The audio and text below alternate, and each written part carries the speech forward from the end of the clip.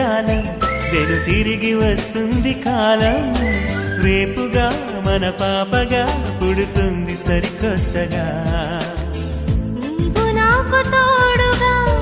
నేను నీకు నీడగా ప్రతి రేయి తీయగా పిలుస్తోంది హాయిగా